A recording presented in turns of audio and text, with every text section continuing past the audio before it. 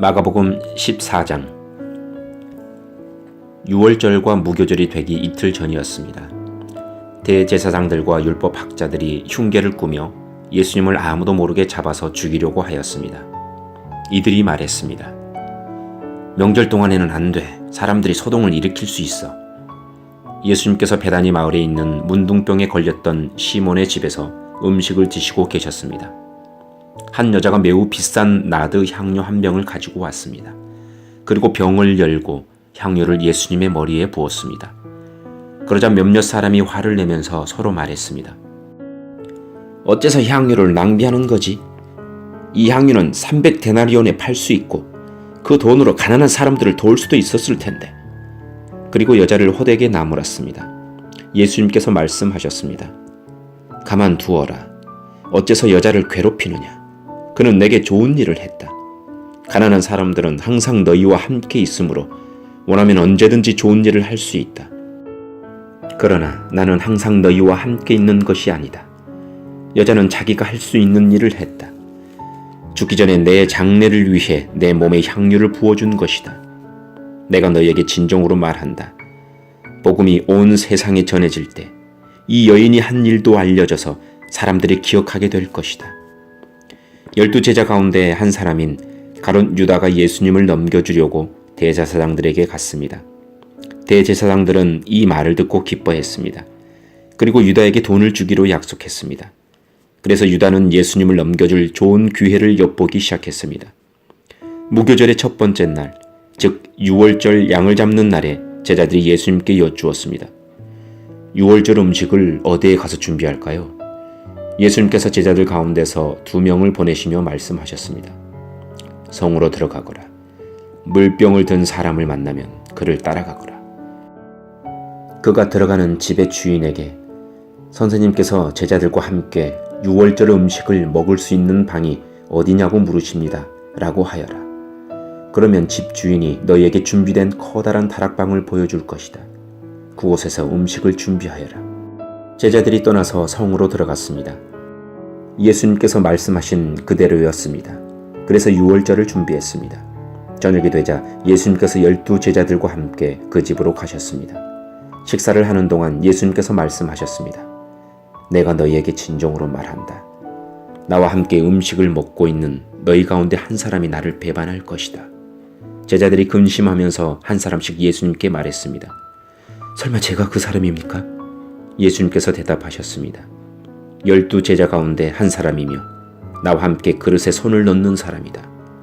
인자는 성경에 기록된 대로 죽지만 인자를 넘겨주는 사람에게는 화가 있다. 그 사람은 차라리 태어나지 않았더라면 자신에게 더 좋았을 것이다. 식사를 하는 동안 예수님께서는 빵을 들고 감사 기도를 드리셨습니다. 그리고 떼어서 제자들에게 주시며 말씀하셨습니다. 받아라. 이것은 나의 몸이다. 또 잔을 들고 감사 기도를 드리셨습니다. 그리고 제자들에게 잔을 주어 제자들이 마셨습니다. 예수님께서 말씀하셨습니다. 이것은 많은 사람들을 위해 쏟는 나의 피, 곧 언약의 피다. 내가 진정으로 너희에게 말한다. 내가 하나님 나라에서 새 것으로 마실 그 날이 올 때까지는 결코 다시 포도나무에서 나는 것을 마시지 않을 것이다. 예수님과 제자들은 찬송을 부른 뒤 올리브산으로 올라갔습니다. 예수님께서 제자들에게 말씀하셨습니다. 너희는 모두 나를 버릴 것이다. 성경에 이렇게 쓰여 있다. 내가 목자를 치리니 양들은 흩어질 것이다. 그러나 내가 살아난 후 너희보다 먼저 갈릴리로 갈 것이다. 베드로가 말했습니다. 모두가 버릴지라도 저는 그렇지 않을 것입니다. 예수님께서 대답하셨습니다. 내가 너에게 진정으로 말한다. 오늘 밤 닭이 2번 울기 전에 내가 나를 모른다고 3번 말할 것이다. 베드로는 강조하여 말했습니다. 주님과 함께 죽을지언정 결코 모른다고 하지 않을 것입니다. 다른 모든 제자들도 같은 말을 했습니다. 예수님과 제자들이 겟셋마네라고 하는 곳으로 갔습니다. 예수님께서 제자들에게 말씀하셨습니다. 내가 기도하는 동안에 여기 앉아 있어라. 예수님께서는 베드로와 야고보 그리고 요한을 데리고 가셨습니다. 예수님께서는 매우 근심하며 괴로워하셨습니다. 예수님께서 말씀하셨습니다. 내 영혼이 심히 괴로워 죽을 지경이다. 여기서 머무르면서 깨어 있어라. 예수님께서 조금 더 가셔서 땅에 엎드리셨습니다. 그리고 할 수만 있다면 그때가 지나가 버리기를 기도하셨습니다. 예수님께서 기도하셨습니다. 아바, 아버지, 아버지께서는 모든 것을 하실 수 있으시니 이 잔을 없애주십시오. 그러나 제 뜻대로 하지 마시고 아버지의 뜻대로 하십시오.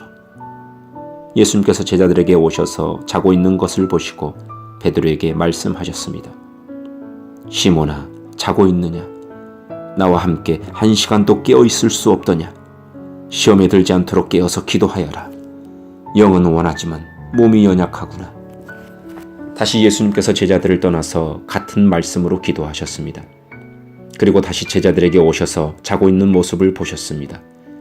그것은 제자들이 너무 졸렸기 때문입니다. 제자들은 예수님께 무슨 말을 해야 할지 몰랐습니다. 세 번째 예수님께서 오셔서 말씀하셨습니다. 아직도 자고 있느냐? 아직도 쉬고 있느냐? 그만하면 됐다. 이제 시간이 되었다. 보아라. 인자가 죄인들의 손에 넘겨진다. 일어나자. 가자. 보아라. 나를 넘겨줄 사람이 가까이에 와 있다. 예수님께서 아직 말씀하고 계실 때 12제자 가운데 한 사람인 유다가 다가왔습니다. 대제사장들과 율법학자들과 장로들이 보낸 많은 무리들이 칼과 몽둥이를 들고 유다와 함께 왔습니다. 예수님을 넘겨주는 자가 사람들과 신호를 정비했습니다. 내가 입맞추는 사람이 바로 그 사람이니 체포하여 데리고 가시오. 유다가 예수님께 와서 선생님 이라고 말하면서 입을 맞추었습니다. 그러자 그들이 예수님에게 손을 대어 체포했습니다. 그러나 곁에 있던 사람 가운데 한 명이 칼을 뽑아 대제사장의 종을 내리쳐 귀를 잘랐습니다. 예수님께서 말씀하셨습니다. 마치 강도를 잡는 것처럼 나를 잡으려고 칼과 몽둥이를 가지고 왔느냐? 내가 매일 성전에서 너희들과 함께 있으면서 가르칠 때에는 너희가 나를 잡지 않았다. 그러나 일어난 이 모든 것은 성경을 이루려고 일어난 것이다. 예수님의 제자들이 모두 예수님을 떠나 도망갔습니다. 어떤 젊은 사람이 맨몸에 혼이불을 걸친 채 예수님을 따라가고 있었습니다. 사람들이 그를 잡았습니다. 그러자 혼이불을 벗어던진 채 벌거벗고 도망쳤습니다. 사람들은 예수님을 대제사장에게로 데리고 갔습니다. 그러자 대제사장들과 장로들 그리고 율법학자들이 모두 모여들었습니다. 베드로가 멀찍이 예수님을 따라와서 대제사장의 공관 마당으로 들어갔습니다.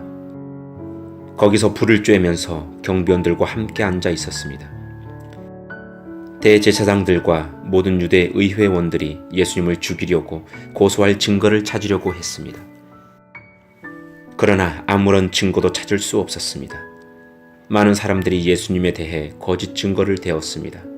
그러나 그들의 말은 서로 맞지가 않았습니다. 어떤 사람들이 일어나서 예수님에 대해 거짓 증언을 하였습니다. 우리는 이 사람이 내가 손으로 지은 성을 헐고 3일 만에 손으로 짓지 않는 다른 성전을 세우겠다고 하는 것을 들었습니다. 그러나 그들의 증언은 서로 맞지 않았습니다. 대제사장이 일어나 그들 앞에 서서 예수님을 신문했습니다. 아무 대답도 하지 않을 것이요. 이 사람들이 당신에게 불리한 증거를 대고 있지 않소. 그러나 예수님께서는 묵묵히 아무런 말씀도 하지 않으셨습니다. 다시 대제사장이 예수님께 질문을 던졌습니다. 당신이 찬양받으실 분의 아들 그리스도요? 예수님께서 대답하셨습니다. 그렇다. 인자가 전능하신 분의 오른쪽에 앉아있는 것과 하늘에서 구름을 타고 오는 것을 볼 것이다. 대제사장이 자기 옷을 찢으며 말했습니다. 무슨 증인이 더 필요하겠는가? 너희는 하나님을 모독하는 소리를 들었다. 너희는 어떻게 생각하느냐? 그러자 모두가 예수님을 사형시켜야 한다고 했습니다. 어떤 사람들은 예수님께 침을 뱉기 시작했습니다. 또 예수님의 눈을 가리고 주먹으로 때리면서 말했습니다. 예언자처럼 누가 너를 때리는지 맞춰보아라. 경비원들도 예수님을 끌고 가서 때렸습니다. 베드로가 공관의 아래쪽에 있을 때 어떤 대제사장의 여자 종이 왔습니다. 베드로가 불을 쬐고 있는 것을 보고 노려보며 말했습니다. 당신도 나사렛 예수와 함께 있었지요? 베드로는 부인하며 말했습니다. 내가 무엇을 두고 말하는지 모르겠다. 그리고 베드로는 입구 쪽으로 옮겨갔습니다. 그때 닭이 울었습니다. 또 여자 종이 베드로를 보고 다시 한번 거기 있던 사람들에게 말했습니다. 이 사람도 예수와 한패예요. 다시 베드로가 부인했습니다. 잠시 후에 거기 있던 사람들이 베드로에게 말했습니다. 확실히 당신은 예수와 한패요. 당신은 갈릴리 사람이니까. 베드로는 저주하며 맹세하였습니다. 당신들이 말하는 사람이 누구인지 나는 모르오. 그러자 닭이 두 번째 울었습니다. 베드로는 예수님께서 자기에게 닭이 두 번 울기 전에 내가 나를 세 번이나 모른다고 할 것이다 라고 한 말씀이 기억났습니다. 그래서 엎드려서 울었습니다. 아멘.